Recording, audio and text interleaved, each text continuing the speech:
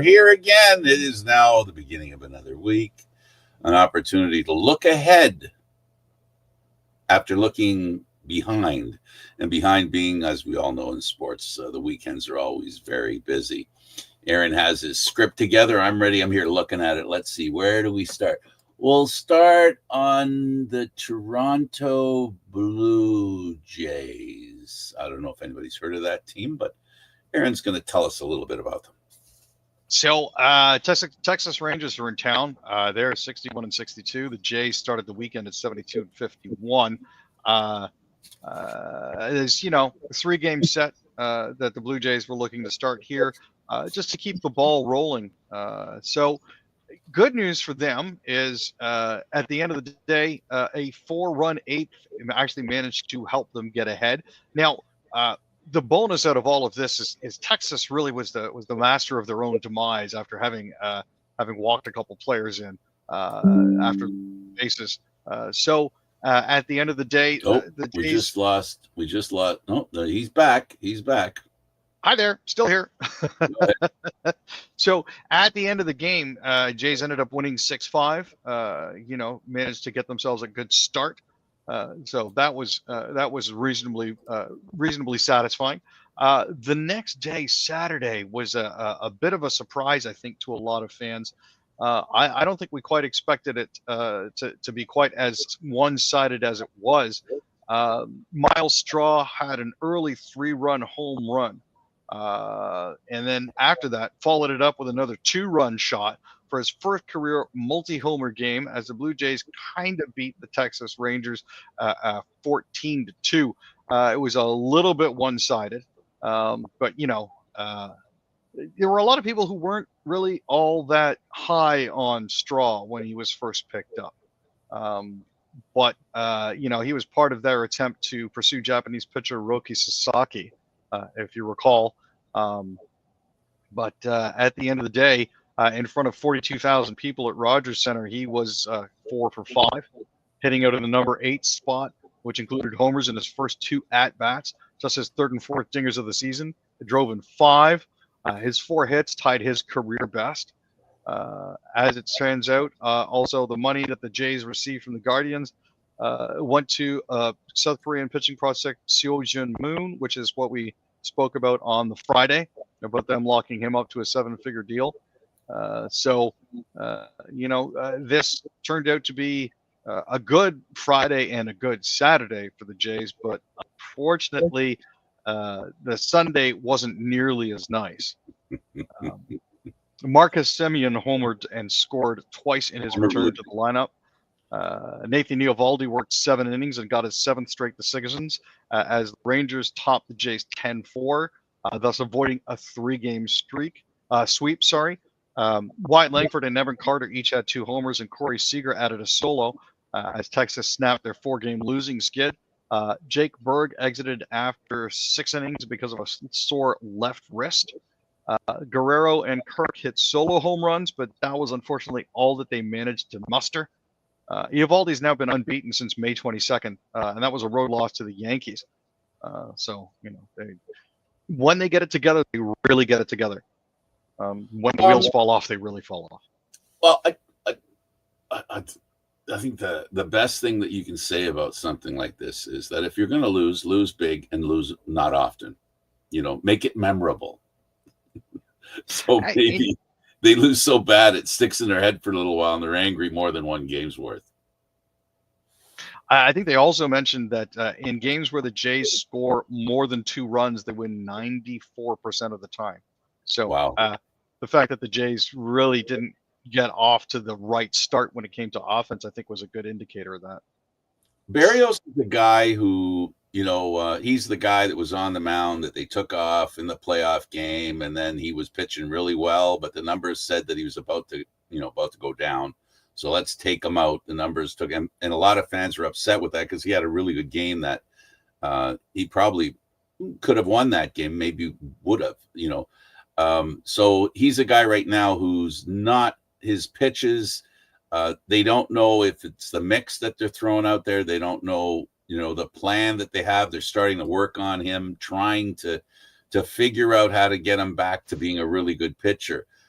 this is why you trade for extra pitchers. That's why Bieber's on his way. Like, they've got 6 starters. They got 6 starters now.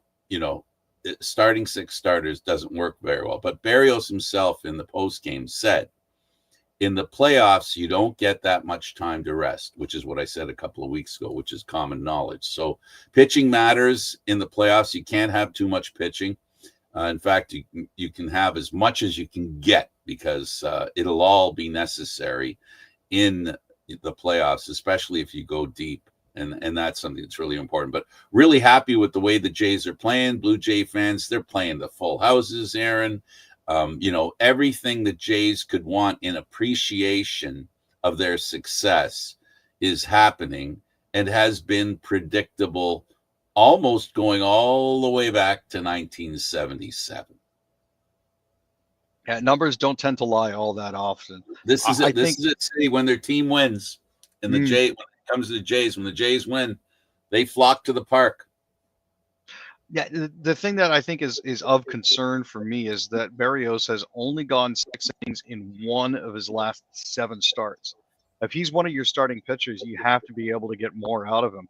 And he only lasted 4 1/3 innings against the Rangers, allowing 6 runs on 10 hits with 2 strikeouts. That's, I think, a bit of a concern.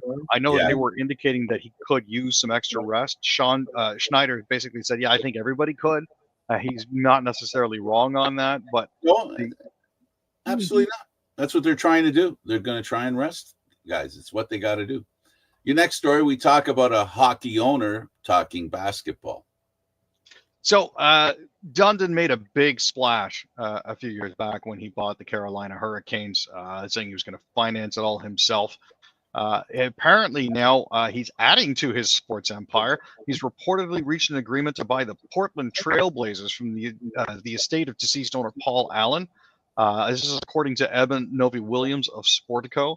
He will reportedly be paying over $4 billion for the franchise, according to Shams Charania. Allen, who was a co-founder of Microsoft, purchased the Blazers for $70 million in '88. He was diagnosed with non-Hodgkin's lymphoma in 2009 and died in 2018. Since his passing, the team has been run by his estate, which is led by his sister Jody. Paul's will indicated that his sports holdings should be sold following his death, per a statement released by the team in May. The proceeds from the sale are expected to go towards philanthropic efforts. So when Allen's estate announced its intention to sell the Blazers in May, it also announced it would keep its ownership stake in both the Seattle Seahawks and Seattle Sounders for now. So Dundon, who made his money in financial services and private investments, purchased a stake in the Hurricanes in 2017 and became the team's majority owner in 2018. He's also a major supporter of pickleball and owns the retail site Pickleball Central. He also played a role in launching pickleball.com. So there's a lot of money here. Dundon is definitely very interested in sports in general. And it's interesting because, they picked up the team coming off a season in which they went 36-46 and failed to make the playoffs for the 4th straight year. So paying $4 billion for an NBA franchise seems like he got a bit of a deal because he bought low. Well, that's what you would hope if you're in his position. The concern for Seattle is the team moving, and he's maintained that in his purchase, there is no movement plan. There is no plan to move the team out of Seattle, which, if you can remember, Seattle lost their basketball team for a short time. And now they got it back, and he's not talking about moving it. So good luck to the Seattle fans, and of course the Hurricane fans have an owner now that is building up a little empire. Let's go over to the Canadian Football League. Speaking of little empires, and a team called the Riders. So the Roughies sacked Bo Levi Mitchell 6 times. The offensive line did not have a good day. They also added 2 interceptions in a 29-9 win over the Ticats at Mosaic on Saturday. Mike Rose, Micah Johnson, Kayla Sanders, A.J. Allen, and Shane Ray all recorded sacks, with Ray notching his 5th in as many games.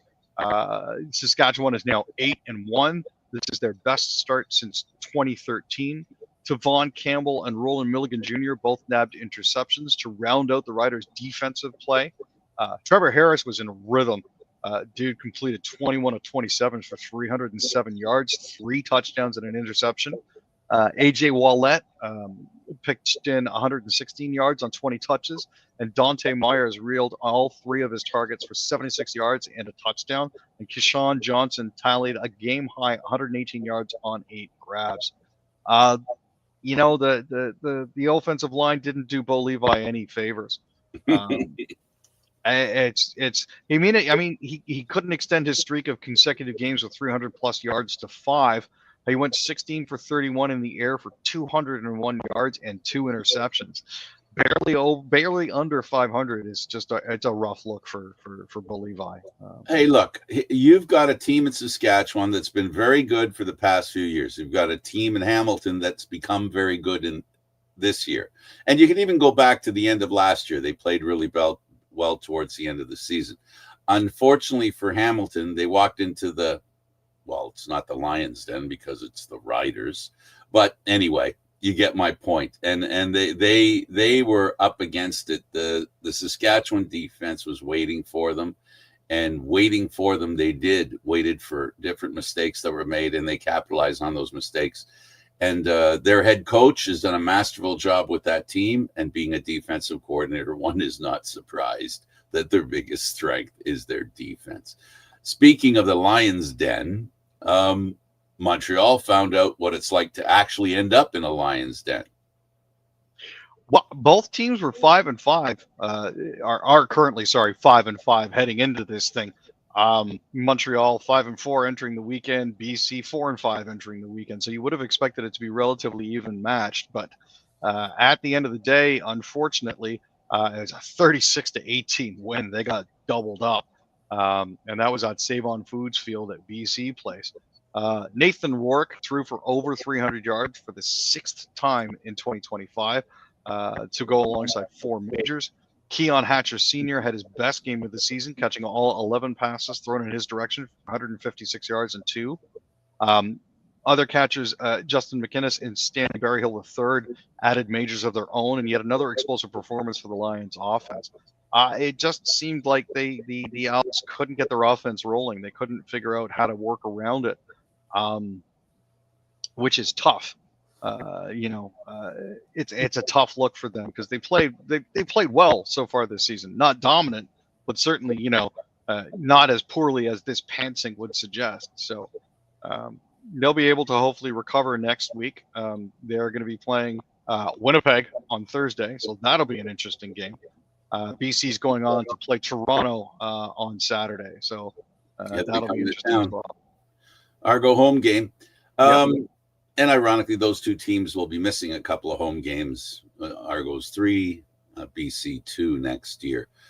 This is an important game coming up. But first, the Edmonton-Toronto game that ended with Edmonton winning. Toronto missed an opportunity to narrow the gap between them and the other 2 teams who lost this past weekend. And they did it in, I got to tell you, they are so consistently bad enough to lose. They've been doing that all year. Consistently bad enough to lose. I kind of wish they would get blown out. Maybe that would flush their system. I think they're basically dying the death of a million cuts, right? And this is something they've got to get out from under. Aaron Justin Rankin was the guy that drove the ball literally down their throats. Yeah, 92 yards and a touchdown on 13 carries and 87 yards on 5 receptions. On the other side, Cody Fajardo was incredibly efficient, 25 of 31 for 273 yards with a touchdown and an INT. Arbuckle, on the other hand, threw for a career-high 382 on 30 of 42 passing and with a touchdown. This is a 4th straight 300-yard passing game. And it's the first time that Nick has ever lost to the Elks. This is an ongoing problem because you're getting the yards out of your quarterback. Well, they're getting the offense, which is something they haven't had a lot of while under Dinwiddie. It's always been under Dinwiddie that the offense and the defense would hammer the other teams into submission. and some special teams work in the Argos, that would be a formula for winning. Right now, their special teams and their defense is they are not making the kind of contribution necessary to win. And it's too bad, but that's what it is. Right now, that's what's going on. The Argos need, whether it's the coaching or whether it's the players or whether it's the plan, something major has to change, Aaron, because this losing by so little also creates a problem, because there's kind of a, confusion as to how bad the team is because they lose by so little. You think, oh, we're just a play away, we're just a play away, but they're constantly a play away. And it's not looking good for the playoffs for the Argos. The defending Grey Cup champs may not make the playoffs. And if they got a shot, they may not make it because they get crossed over. So this is not a very good year for the Toronto Argonauts. No, and that again is also the problem with losing close, is you tend to think that you're better than you are. And you're right. I think a blowout at this point would definitely serve them well. It would be something that would drive the point home that they're not playing well enough. Not that they need it. From our perspective, we're not up against it. But sometimes you can't see the forest for the trees. We're all victims of that sometimes. So real quick, I referred to the Argos and Lions giving up a couple of home games. Aaron, you can flesh it out. Sure. So as it turns out, during the regular season, the Argonauts are going to be playing one home game in each of Hamilton Stadium, Mosaic Field in Regina, and Princess Auto Stadium in Winnipeg against the host teams. While the FIFA World Cup is being played, the Lions will relocate 2 home games, and they'll detail their plans and ticketing details in a special announcement soon. Because it is the World Cup, obviously exceptions have to be made. With the ongoing situation in the States with regards to no-fly lists and countries that have been excluded from entering the States, not to mention increased immigration clampdowns, it still does remain to be seen if FIFA will relocate any games in the future to sort of alleviate that situation there, which will place additional constraints. Now, the unfortunate thing is, for those home games that are getting played in Mosaic and Princess Auto Stadium as home games, we're still not getting a discount from that. So we're still going to be paying full freight for the entire season. If we want to happen to go see those particular home games, we're also going to have to pay for flights and hotels. Say what now? I don't have season tickets, so explain that. Are you saying you're being forced to buy those tickets? Yes, we are. It's part of the package. It's not. There's not, as far as I'm aware, I haven't seen a discount anywhere yet. That's not going to last long. That's not going to last long. I'm hoping they're going to let us bank the tickets. I think you can rest assured that they will bank the tickets, because anybody with any kind of authority, and by authority I mean any politician, will just raise their head up. Remember, they play out of a public venue, a city venue, right? So if fans get wise to the fact and complain about being forced to travel to Mosaic or to Winnipeg, now just picture this, folks. There isn't a more expensive place to fly from Toronto in Canada. More. Winnipeg. No, that's not even as bad. I agree with you. It's probably bad. I won't disagree with that. But guess what? Regina's even worse. Regina's up at around $1,000. Oh, geez. Yeah, Aaron. I've gone there a few times. I spoke to Gary Grube about this, lacrosse buddy, and also he's a Argo season ticket holder. And he knows how expensive it is to go there. Winnipeg's not as expensive. The reason it's so expensive in Regina, because to go to Regina, there's not many flights they can fill to go directly to Regina. So you either go to Winnipeg or you go to Calgary and then go to Saskatchewan. The point is, you're asking people to double up their cost of season tickets, because the tickets aren't $1,000 for the 18 games. Well, I don't know. What are they now? What, do you mind telling us how much are your season tickets? Personally, I'm paying just a hair over $300 for mine. Okay, so now you're being asked to pay $1,000 on a flight going back and forth. Oh yeah, I'm quadrupling the price of my tickets right there. Yep. So there's the point. So no, that can't fly. They cannot force you to. That's. It may not smell so bad right now, but trust me, once the season tickets are in people's hands and they're looking, if they see that they're paying for tickets to go somewhere they literally cannot afford to go, because some people can't, they're on a budget with, especially, I sit here and talk about how affordable, the Canadian Football League is. Well, it becomes a lot less affordable if you're the Argos and you're forcing people to pay for tickets that they can't use. Now, if any of our viewers happen to be affiliated with MLSE or are aware of the ticketing situation that's going on, please reach out. I am more than happy to acknowledge when I'm wrong, and I'm wrong a lot. So I'll be more than happy to issue did they send you a notice that it was going to, did they send you a notice that it was going to be part of your season ticket package? We had indications that those tickets were going to be part of the package and not excluded, even though we can't get to them.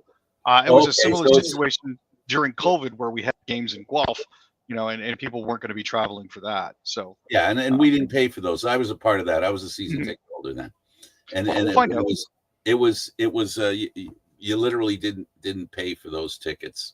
The same thing. Before was a little different when it happened some 10 years ago when we went to Hamilton for home games. That was not as hard to get to. I mean, a drive there, yes, it's going to cost you a ton in gas, right? Back and forth. If we're talking expenses on top of a $30 ticket. But the thing is, in Hamilton, the parking was a lot less than it is in Toronto. So it was almost a wash, the gas and the parking, from my recollection anyway. Okay, let's move on to the Hlinka Cup. Hlinka Gretzky Cup, to be accurate. So there were a few standouts there. And again, this is a tournament. This is an under-18 tournament, so it's designed to help showcase upcoming prospects. Marcus Nordmark was the tournament leader in scoring with 12 points in 5 games, alongside a fellow 2026 prospect, Hilton Hermanson, who finished with 11 points in the tournament. It was the timeliness of Nordmark's offense that was a standout aspect of his game, scoring a hat trick that included the game-tying and overtime-winning goal in Sweden's comeback victory against Finland in the semis. Blake Zielinski was a standout for Team USA. He led the team with 4 goals and 9 points in 5 games. He's very good at selling fakes. He's from Berlin, New Jersey. He's hoping to elevate his stock with that. Levi Harper was one of the underage players at this year's tournament and a 2027 draft eligible prospect. He was leading defenseman in goals and produced a point per game on the championship team. His best asset is his shot. He's got a powerful release that makes him a threat to score from distance and has a knack for being able to shoot across his body to throw goalies off. The other standouts were Keaton Verhoff, who played defense for Team Canada. Now, Verhoff struggled in Team Canada's 5-4 shootout loss against Team USA in the semifinal round.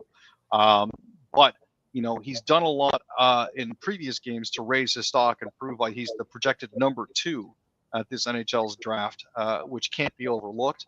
At 6'4", 212, he's almost a shoo-in for one of the bigger ones. And one of the last standouts was Tynan Lawrence, a forward for Team Canada. Now, his numbers didn't necessarily jump off the page.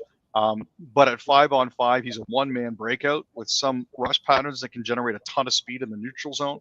He's also got a great feel for the offensive zone, playing off his teammates extremely well when cycling the puck. So those are just some of the individuals coming up to keep an eye on, especially in the upcoming draft class.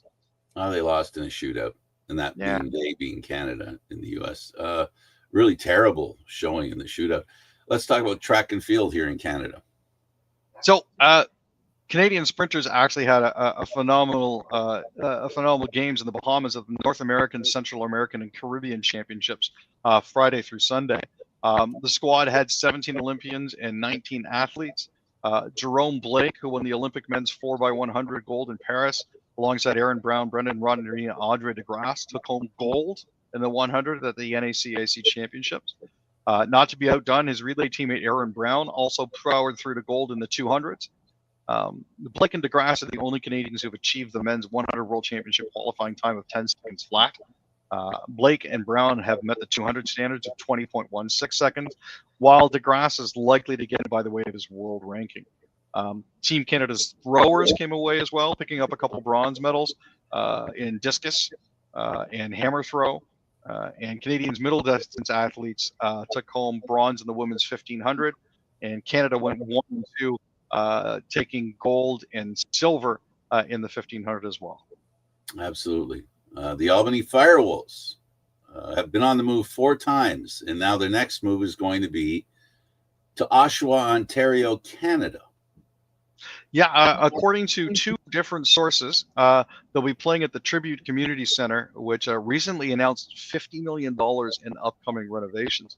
One source said major reasons for the Firewolves' departure from Albany are the inability of Firewolves players, many of who live in the Toronto area, to fly directly from Toronto to Albany, and unfair high state workers' compensation insurance fees. So you talk about Canada having an issue with taxes. Apparently, New York State has some high workers' compensation insurance fees, so that caused an issue for them as well. Efforts to reach Firewolves CEO Oliver Marty were unsuccessful. The team and the NLL had yet to announce the Firewolves relocation as of this evening, but they've been struggling to draw fans during their 4 seasons after relocating from Uncasville, Connecticut. Though they saw an increase in announced attendance, at least last season.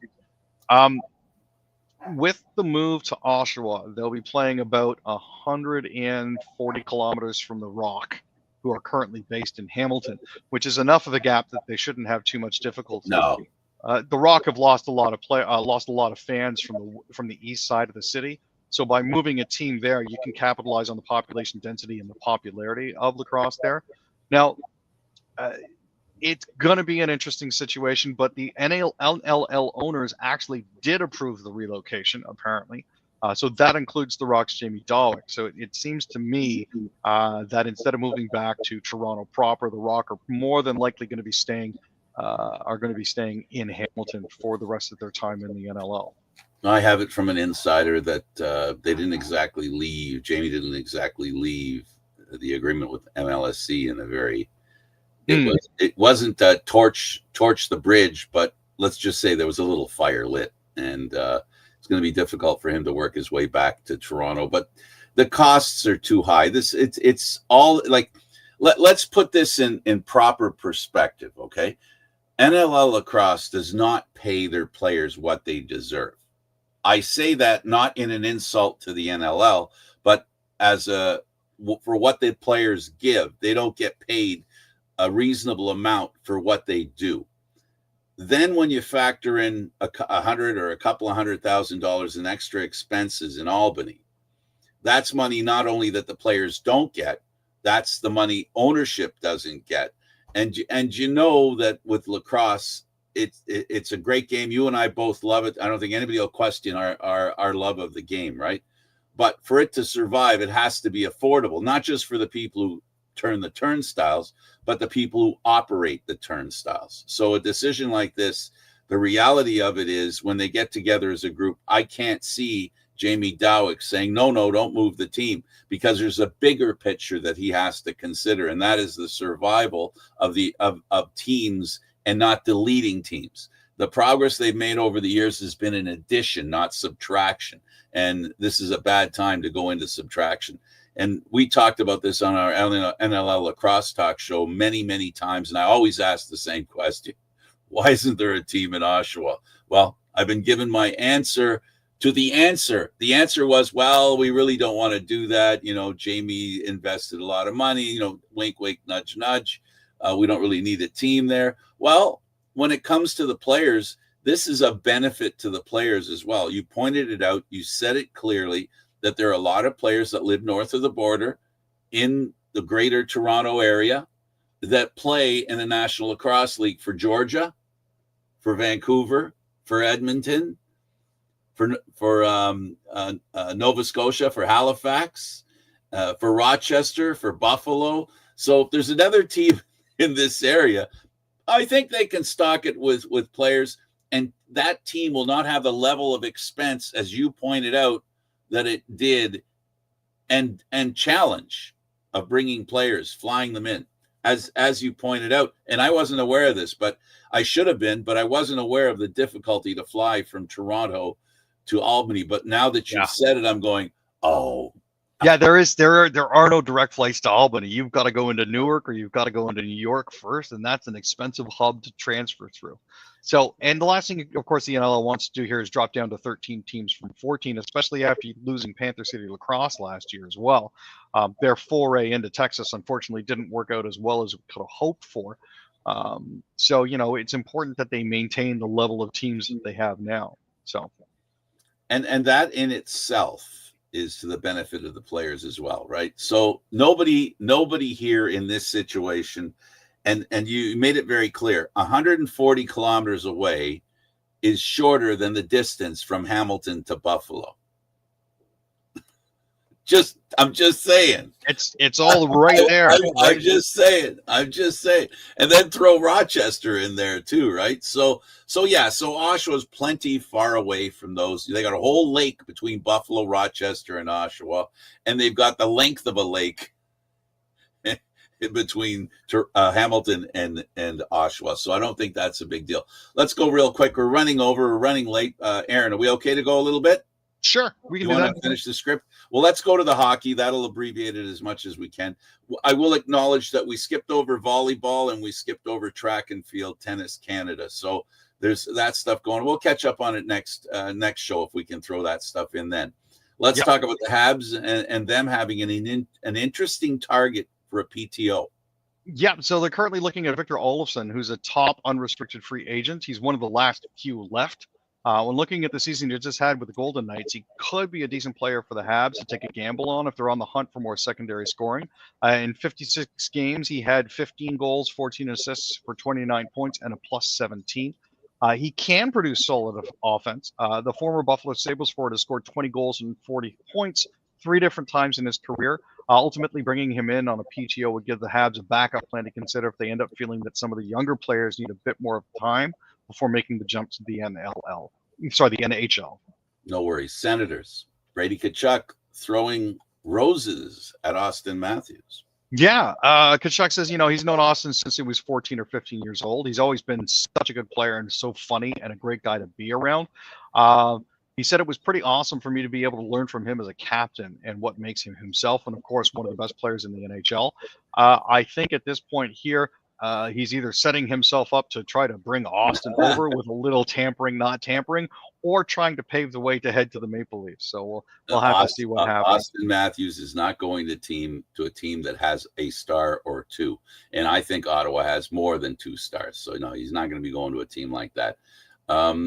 The Oilers have had not a very good streak when it comes to drafting Russian players. But Aaron, you have news that maybe this could be the year. It's possible. After Mironov, Ulanov, Kravchuk, Rebeshkov, and Semenov didn't quite pan out.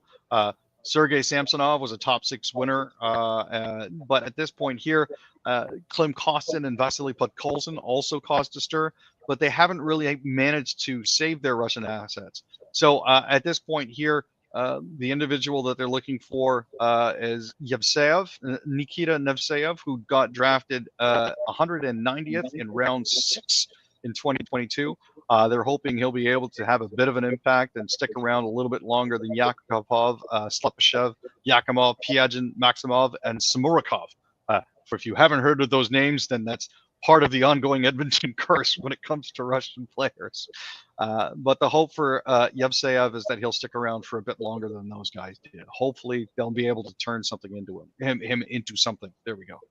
Of that story, I am understanding of. Exactly. That was so difficult. That was a push. Let's talk about McDavid, the former Oiler and future Maple. Oh, sorry, I keep saying that. I got to stop saying that he's going to be a Maple Leaf. Well, he's now 28.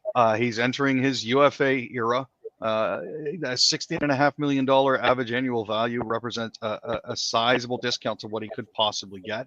It's less than what the NHL allows, which is as much as 20% of the cap for any single player. For McDavid, in the next few years, that would be just about $19 million per season. If they were to go for a shorter contract now, it may not necessarily solve everything for them by the time that contract comes due again. There may be some positives to getting them under contract now, but by the summer of 2029, if they pitch him a short-term deal, he'll be 33. It's still young enough to be effective. but his peak is going to be behind him. If McDavid chooses to cash in, then he could be looking at a 20% of the salary cap, which is projected to be around $24 million. And that would be a little bit much for a player who's no longer producing 120 to 130 points a season. They may save money today by signing him to a bridge deal, but at the end of the day, it might end up shooting them in the foot. Well, if he signs a short deal, it's because he wants to see if he can win a cup there. If he signs a short deal there, it could be that he's considering, maybe he's going to consider moving. I would really like to see him, and this is not as a Leaf fan, because I'm not a real dyed-in-the-wool Leaf fan, but I would love to see him in the Maple Leaf. I would love to see him come at home here in Toronto, and I would love to see him have some success. And he's not the kind of player you don't want for your team. I've said this before, and I'll say it again. He creates offense. I would trade him for Austin Matthews in a heartbeat. Only because at this point, because I haven't seen Matthews yet in his whole career be a guy who creates offense. He finishes it off. And with Marner going, we're really going to see how good other players can be in feeding Matthews. That's his defensive game is awesome, 200-foot game, awesome. But unfortunately, Austin isn't awesome when it comes to making plays, on a regular basis. He makes them every so often. I know people will say, well, what are you talking about? But if you listen to what I'm saying, I'm talking about on a regular basis. He doesn't have the ability to make. He can't carry the puck in as well as other players can. He's a finisher. So we'll see. This is going to be a test for him this year. I'm really hyped about this.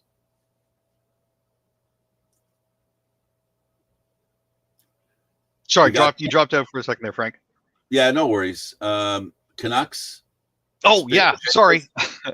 There has been some talk, especially through Spit and Chicklets. Ryan Whitney says that he has heard rumors indicating that Hughes, that would be Quinn, could join his brothers in New Jersey as soon as 2027.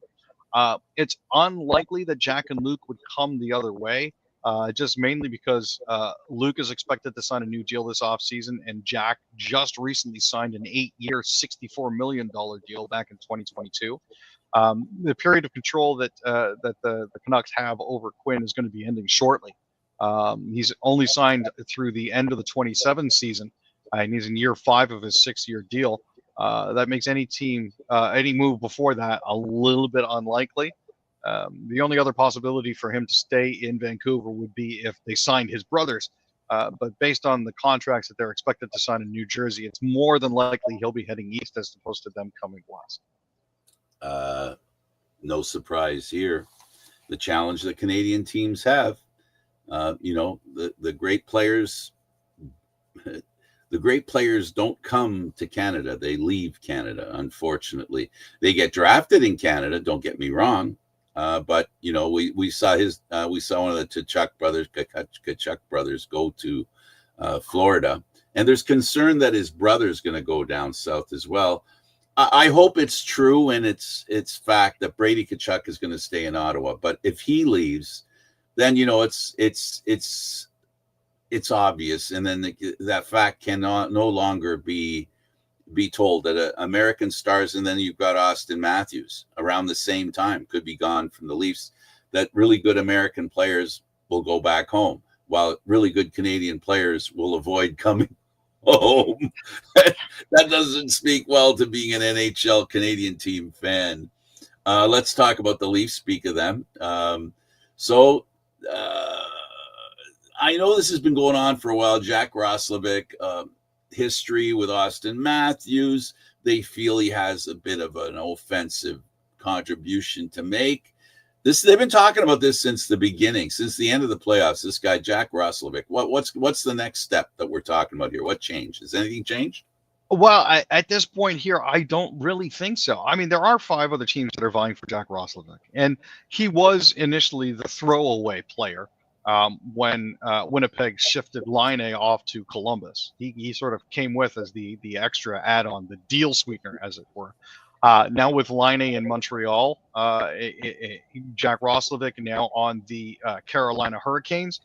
With camps due to start in the next 3 to 4 weeks, a lot of people seem to be in on this guy, seem to be very high on this 28-year-old forward.